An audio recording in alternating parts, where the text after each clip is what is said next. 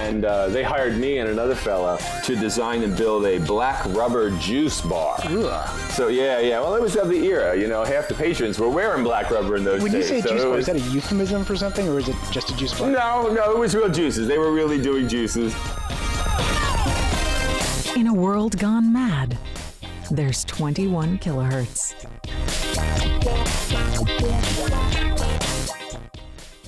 Hey, it's just me again. Jeff's away again. But so today we're gonna do some war stories today.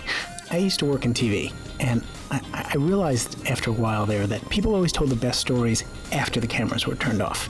People were in a good mood, they were relaxed, they had been chatty for hours or so, they were happy to talk. And with the cameras off, they always felt they were a little freer. So today we're talking to Gregory Roach. Gregory has one of those kind of storied lives, those behind-the-scenes people you hear about all the time in the music industry. So what did he do? Well, he spent some time on the road with some unknown singer-songwriter named Billy Joel. He spent some more time on the road with the already famous Pat Benatar, someone he always calls Patty, which I thought was kind of cool. And he tells a story about how he was booped on the nose by Robin Williams. It's good stuff. Oh, and by the way, Gregory knew we were recording this. This was not a secret. So yeah, Gregory, I was fascinated to learn about your history and your past. Are you a musician? Not really. When I was a kid, I played around with it. There was always a piano. My dad played professional trumpet on tour. He was actually touring when he met my mom, and so I had a trumpet put in my hand as a 3-year-old, But we had very different body types, and where it was easy for him to wail, I had to work 3 times as hard. But I did go into theater. I went to school for theater design. Music has always been around. And it was actually a gig at a little Philly club called the Grendel's Lair. It was a rock club, 1970s era on South Street and 5th Street. I was working there doing lighting for rock and roll on the weekends while I was building houses. And I was hired as the assistant to the guy who handled lighting at Grendel's Lair. And then shortly after I was hired, he left for another gig. So I actually assumed the club as the LD there by default. But it was during that time that Billy Joel was touring through. He was playing a series of gigs in New York, New Jersey, and Pennsylvania. And a buddy came to me and said, hey, we could use at least a lift and carry guy, if not focus and stuff like that. So a lift and carry guy is exactly what I think it is. It's a guy that just kind of brute forces. Yeah, it's a roadie who carries the boxes out of the truck, but he doesn't get to set light levels, he doesn't get to focus, he doesn't get to choose color. You're not an LD, you're a lift and carry guy. But, I started that way. But quickly, I picked up more responsibility on the tour. How do you train for that? And also, what is an LD? Sure, LD is a show business term, lighting designer. It's the person who makes the artistic calls at the top of the hierarchy, whether it's a stage show or whether you're on tour. The LD is the person responsible for the lighting. I came in as assistant LD at Grendel's Lair and then took over the LD slot after he took off on a tour. So you're literally deciding where the spotlights go there above the stage and where they're pointing? Absolutely, yeah. You've got a crew. They do a lot of the hump work up the ladders and, hooking it all up. But you're down on the stage calling shots and telling them where to shine them and, what the beam spreads are, what the colors you want in them are, and how you want them ganged together on control. So during the course of the show, which in those days, all the shows were done on the fly. Everything now is computer controlled and recorded to disk or recorded to hard drive, and you just push a button and run the show. But back then, we actually kept pace with the performer and the performance and tried to add our own flourishes through the whole thing. I have a question, if you wouldn't mind, which is, if you're Billy Joel, and you're not Billy Joel yet, but you're going to become Billy Joel, and you're playing to 8 people in a room, why does he have his own lighting designer with him? And also, don't clubs already have their own staff internally where they're just doing that? Yeah, a lot of them do, but back then, there were house bands and the local LDs would work for them. But a lot of times a performer who was coming in, particularly one who had signed, he had already signed with Columbia and launched Piano Man. They wanted somebody whose allegiance was less with the house and more with the artist, just to make sure that the artist was presented in a good light, literally. What does a lighting designer get paid? Well, it depends on where you are and the show that you're doing. If I remember correctly, Grendel's Lair paid me $125 a week for about 5 or 6 shows, which was, middle-class wages in those days. The Joel tour didn't pay a whole lot, but it was an opportunity to get out and go on the road with someone who was up and coming. So two questions. Number one, how big was Grendel's? And number two, how do you make a musician do what you want? Because don't they move out of the light? Why don't they listen? Well, that's why we have follow spots, Jeff. There's always at least 1 or 2 follow spots, where somebody's up in the uppermost sections, usually the highest balconies, where you just train a large, round, white light on them from 2 sides, each one canceling out the shadow of the other. And you follow them around the stage, We don't really have to tell the artists what to do. We follow them, of course. And some of the venues were very small. Grendel's sat a couple hundred, but I remember playing the Main Point in Bryn Mawr with Billy Joel. It was cold. I don't remember the exact date. I think there was snow on the ground. He was sick. It was just him and a piano. He had a muffler around his neck, and he was drinking hot tea with lemon and honey, trying to preserve his voice. And I invited friends down to come see because he wasn't quite Billy Joel yet. Yeah, that was my question. Billy Joel was not Billy Joel. He was a journeyman at this point, I'm assuming, just place to place. Well, he had already launched. He was touring on the strength of Piano Man. He was promoting Piano Man, so he was well beyond Cold Spring Harbor, which is a collector's item now. That's one of his first recorded out on the island. Piano Man had broken. He was being played on WMMR in Philadelphia. His hit was in those days was a thing called Captain Jack, which is on that Piano Man album. But when we played the Main Point only seated about 36 people, and I think that night I had invited friends to come down and meet me there because I thought, this is an interesting performer. This guy's going to be somebody someday. And they came down, and I remember he played a long, terrific show to about 8 people. Yeah, it was really something. But anyway, we ended the tour in Long Island. I hopped the train to Port Authority, if I remember, or actually the bus to Port Authority. And there I was. I was about 22 years old. I was in New York City. I didn't know anyone here. I had no friends or contacts or anything, and about $35 in my pocket. I didn't have a place to go, and I spent my first night on a park bench. I actually went down into the village. There's a triangle of space where Bleecker Street and 6th Avenue and Carmine form a triangle.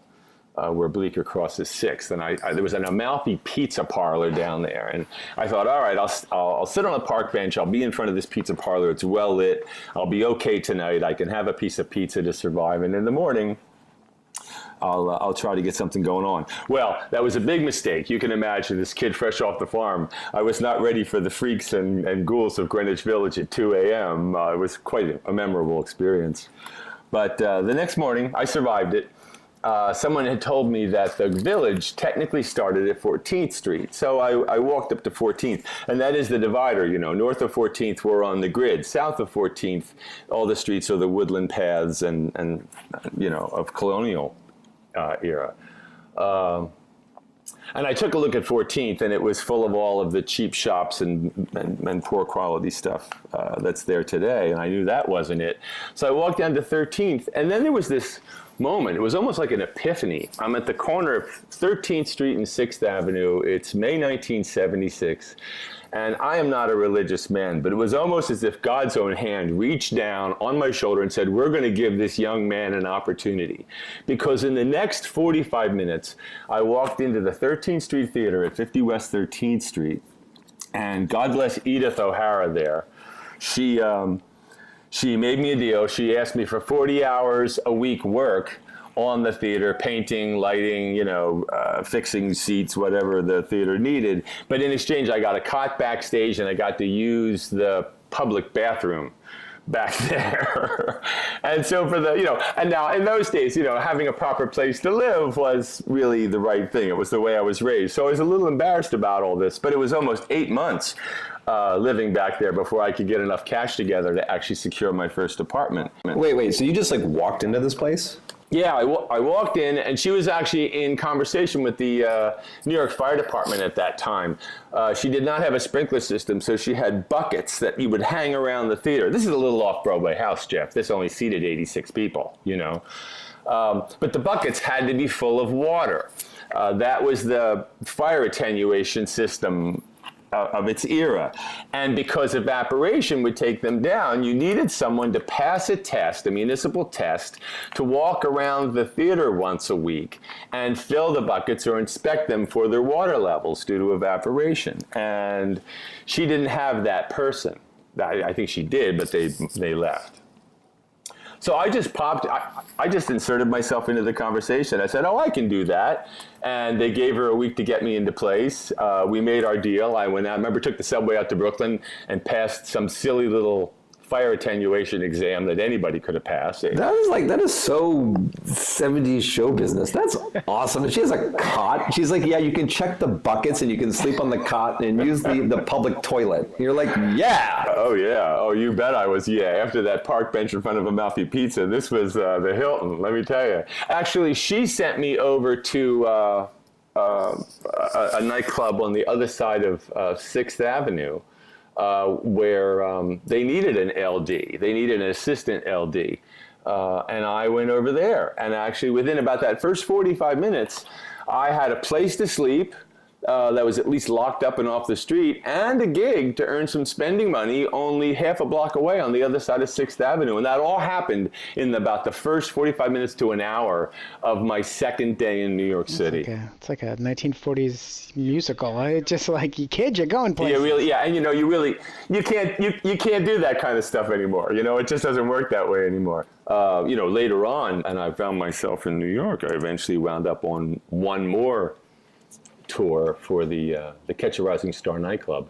That's how I wound up spending more than a year on the road with Pat Benatar and Richard Belzer. What is Catch a Rising Star? Catch a Rising Star is it was a phenomenon in its time, Jeff.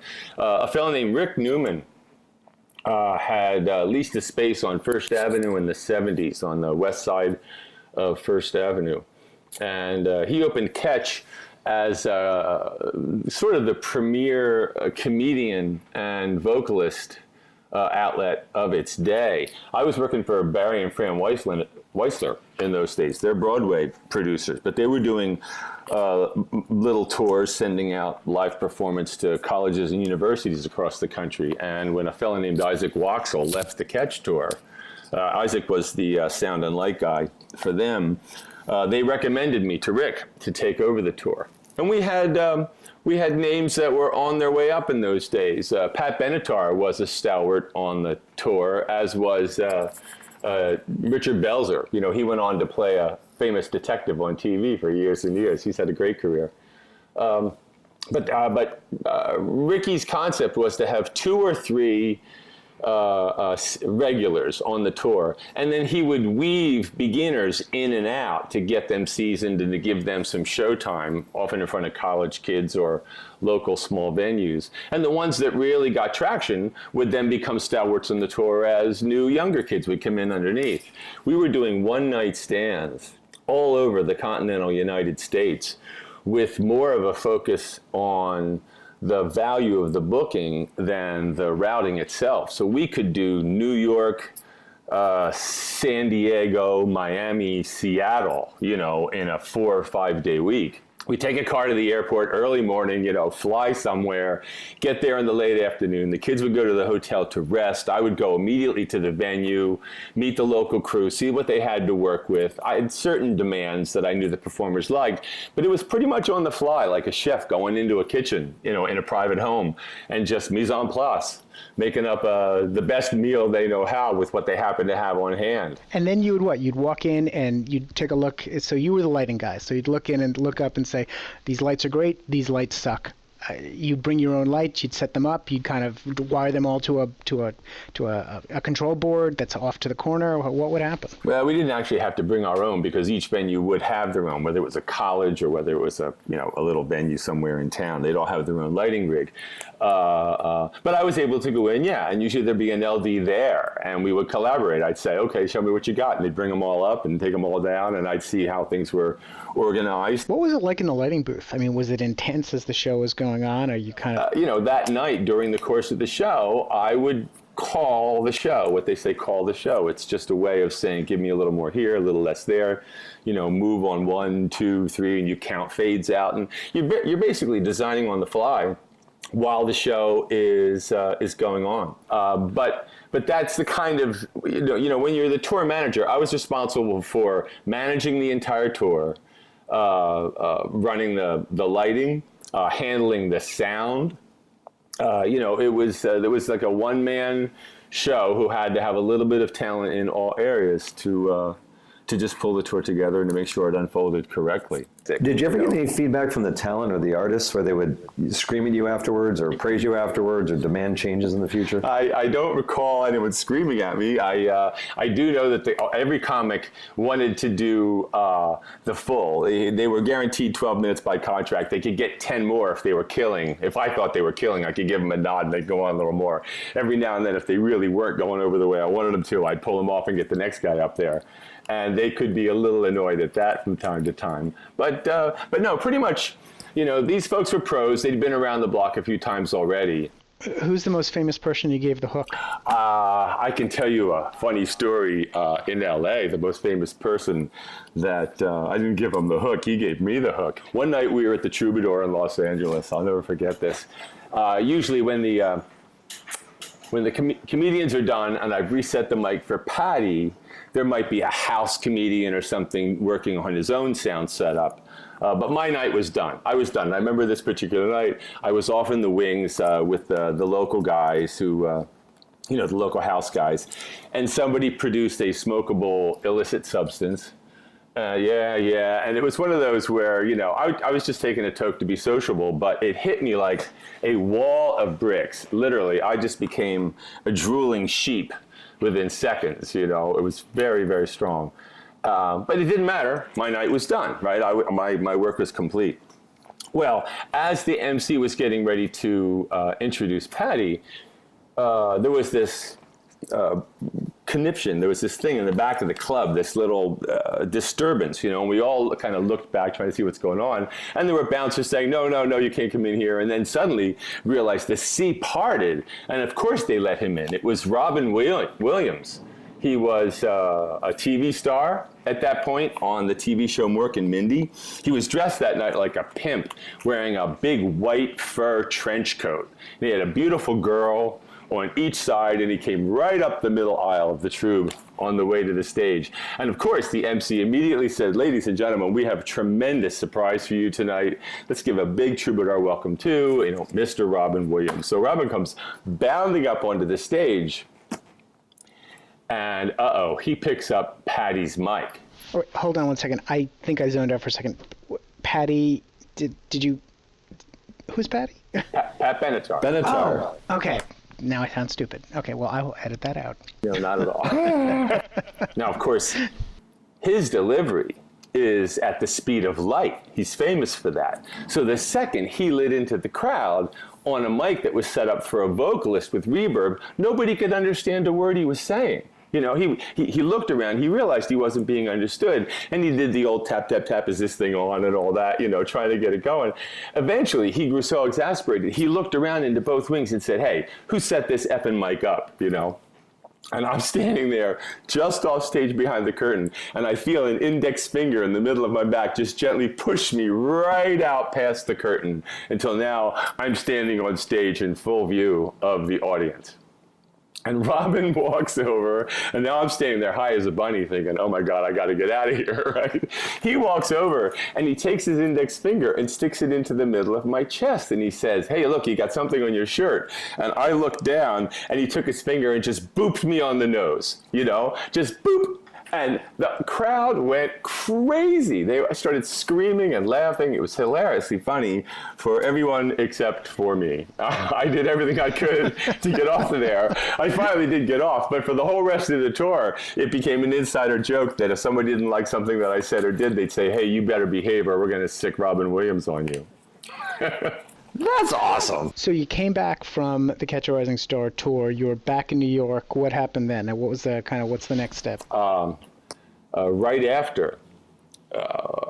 before the Catch tour, I had met a fellow named Lynn Barkley. Lynn was one of two doormen for Studio. When Studio 54 opened in April of '77, I was still in town, about ready to go out of town on that Catch tour. But I met Lynn. He was a doorman there, taking cash at the door, to let people through the velvet rope. These are the guys that would stand out there with the velvet rope and decide who was anointed and got to go in. Am I getting that correct? Yes, those two guys were Mark Benecke, who was the much more famous of the two, and Lynn Barkley, who was my contact. I'd met Lynn in a paint store, in a Janovic Plaza paint store. I was not in a happy mood that day. I was bossing the young fellows around behind the counter. I just wanted to get my damn paint and get out of there. And Lynn walked over and said, I like your attitude, when he passed me a business card, and he kept in touch. We traded cards. And so Lynn pitched to CBS this idea of a nightclub that in the short run would do recordings where you could actually buy a recording of the show you just saw, because we were seeing the first glimmer on the horizon of satellite broadcast, and VCRs were on deck. This idea of video audio recording was a miracle. We hadn't seen that yet, but we knew it was coming. So he was way ahead of his time. CBS bought into it. They also provided a fair amount of seed money, and Lynn called me back. So basically he took the money that people gave him to get into the club, saved it up, and then went and started this other club, which CBS came in on. Yeah, and that was named Zippers. I actually still have the original blueprints. I have a piece of marble from the bank that we demoed out. We needed certain widths in the entry hallway. We had to get a certain width for code, and the thick marble base moldings were too much for the floor area, so I remember we had to take those out. It broke my heart. I really didn't want to do that. And what does it take to build a nightclub? I mean, I'm assuming a nightclub is, to me, it's a bunch of lights and a bunch of music, but it's more than that. There's always the details that you get lost in the details. Well, of course, we had, there's a lot of building codes to satisfy. We had a lot of aesthetics to clean up. That space had been empty for years, and there were beautiful, beautiful Beaux-Arts, floret ceilings, plasterwork, egg and dart moldings, beautiful marble work. It was a turn-of-the-century bank, so you can imagine the grandeur in there. But it had been busted up over the years, hadn't been used for a while. We needed larger, more official men's and ladies' rooms. We needed a commercial kitchen. We needed to put together a venue where they could serve dinner and do live shows. And for about the next 9 or 10 months, as I recall, I worked on this project, sort of designing on the fly and building the whole thing by the seat of our pants. We filed it with New York City, we had an architect involved, but he was mostly there just for... But was your job kind of, when you say, putting in the men's and the women's rooms, lights, that's one thing, but there's also lighting is setting a mood and getting people to look in a certain direction. I'm assuming there's a lot of that. We're going to talk about that a little bit. Yeah, we did. We got involved in the aesthetics. This being the roller skate disco era, we used a lot of neon. We designed a table that had neon into the edges of it, that sort of stuff. But truth told, Ted, we never really got to a lot of the pretty details, because as we approached a completed interior space, and with the electrical harness in place for the inevitable lighting rig and that kind of thing, CBS lost their patience. Lynn had run out of money. What we didn't know at the time is that Lynn had a problem, and he was not able legally to hold a liquor license. And so all during that time, when we didn't know it, he was looking for a partner. He was looking for a unicorn. That's what he was looking. He was looking for a partner that would come in and hold the liquor license, but only take a percentage of the profits, not actually a percentage of ownership of the club. And of course, who does that? You know, accounting can eliminate profits. And so I'm sure everyone he pitched said, give me half the club, we got a deal. Lynn wouldn't give up ownership of the club. It moved to a stalemate. Nothing ever happened. I remember we did a couple of what we called cold water parties because we never really got hot water on. You know, we were trying to raise some capital. Lynn was a model on occasion for Ford. So we had a lot of beautiful people of both genders in there a lot for these parties. It was a lot of fun, but we never did get the club open. The whole thing went south. He got out of town because I think a lot of the subbies didn't get paid in full. And is that when you kind of segued your way into Studio 54 after that, or? No, I actually did a quick little project for Ian at Studio before I did the nightclub for Lynn Barkley.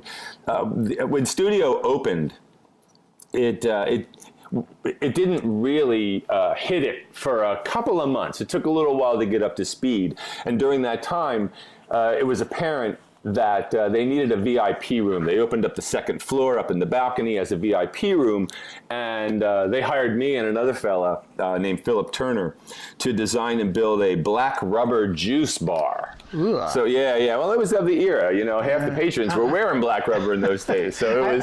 When you say juice bar, is that a euphemism for something? Or no, it was real juices. They were really doing juices. You know, I think they were laced from time to time. You know, but it was a juice bar. Anyway, I got hired to do this black rubber juice bar. So we threw this little bar together upstairs and clad it in black rubber flooring tiles. And for the next, I don't know, maybe a month or so, we would go to the club and participate on a Friday or Saturday night, dance our hearts out, you know, get drunk, fall out into. Okay, I'm sorry. Just the whole Studio 54 thing is such a interesting blip in music history and nightlife. And I remember there was like a 60 Minutes piece on Studio 54. If I recall correctly. Oh, yeah. Actually, I was just there a few years back. I remember in the 90s, I went to go see Alan Cumming do a cabaret there. That was really deja vu. And only about a year ago, I took a lady friend and we went to go see She Loves Me there. So now it's a bona fide theatrical house. There, I think. In the 90s. Really? I remember that was the loudest concert I've ever been to. Yeah, that one did hurt. Yes, I really remember that. We could see the guy's toupee from up on the balcony where we were standing. Poor Steve. Don't stop. Anyway, so what'd you do after the nightclub didn't open? Actually, that's when things peeled off. I was introduced to a Broadway choreographer, a fellow named Ron Field, and Ron hired me to design a dance choreography loft for him. I designed a loft for him, began working for him, and that was really the fork in the road that took me away from show business and into the design of private residences, and eventually lighting. I came to light museums. I've done all kinds of things, but by then it was about 1982 or 83 maybe. And that was really my last direct involvement in show business. And I've been in architecture, lighting, and design ever since. But let me just, one thing just to kind of bring it back to what the podcast is generally about, but I think it's important to kind of understand and talk about for a second. It's like you were just as integral to kind of music, and you had just as much of a lifestyle as the guys on stage, as the guys making the music. I mean, talk about that a little bit. I think that gets lost a lot in, when you see someone, wailing away on the stage. Well, I think the wise amongst us never confuse our role with the person on the stage. They're the real breadwinner here.